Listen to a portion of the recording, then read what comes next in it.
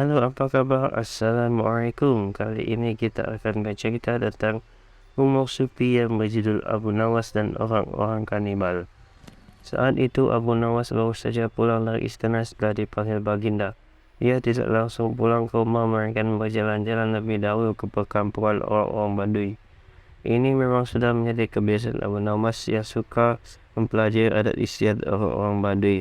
Pada suatu perkampungan, Abu Nawas sempat melihat sebuah rumah besar yang dari luar terdengar suara hingar-bingar, seperti kerumunan puluhan orang. Abu tertarik ingin melihat untuk apa orang Baduy berkumpul di sana. Ternyata di rumah besar itu adalah tempat orang Baduy menjual bubur haris, yaitu bubur khas makanan para petani. Tapi Abu Nawas tidak segera masuk ke rumah besar itu. Ia merasa lelah dan ingin beristirahat, maka ia terus berjalan ke arah pinggiran desa. Abu Nawas beristirahat di bawah sebatang pohon rindang. Ia merasa hawa di situ amat sejuk dan segar sehingga tidak berapa lama kemudian mengantuk dan tertidur di bawah pohon. Abu Nawas tak tahu berapa lama ia tertidur.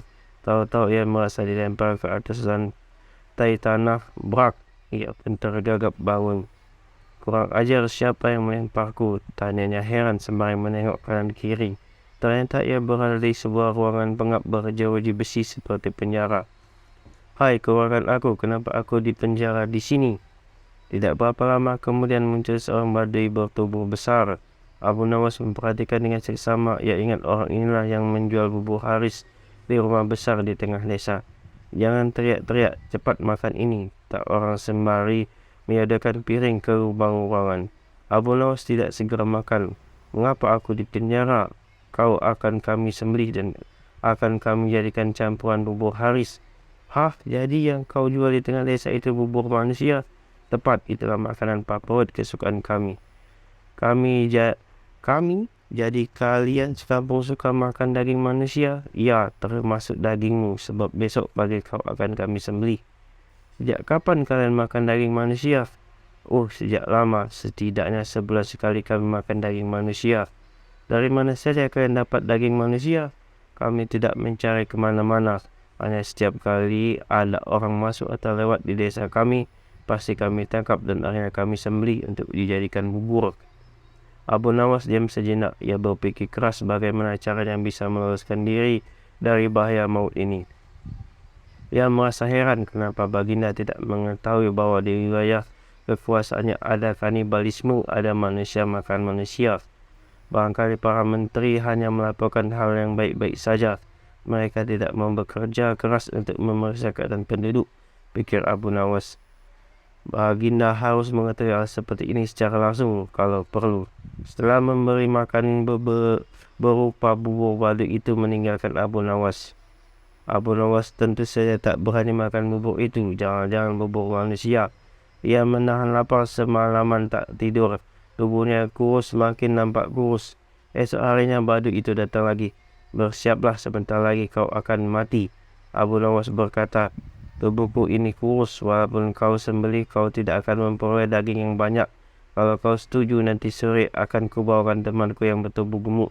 Daging yang bisa kalian makan selama 5 hari. "Benarkah?" "Aku tidak pernah berbohong."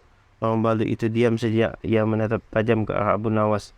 Entah kenapa akhirnya orang Baduy itu mempercayai dan melepas Abu Nawas. Abu Nawas langsung pergi ke istana menghadap Baginda.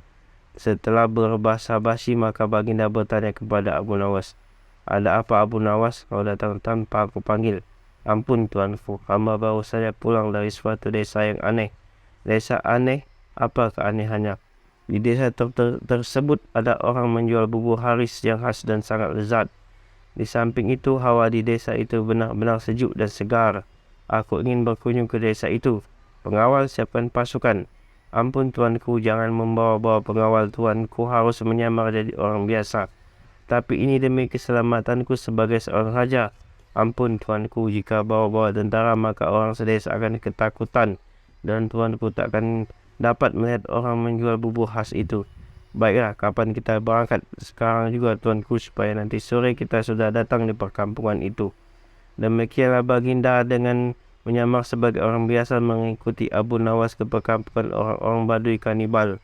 Abu Nawas mengajak Baginda masuk ke rumah besar tempat orang-orang makan bubur. Di sana mereka membeli bubur. Baginda memakan bubur itu dengan lahapnya. Betul katamu, bubur ini memang lezat, kata Baginda setelah makan. Kenapa buburmu tidak kau makan, Abu Nawas?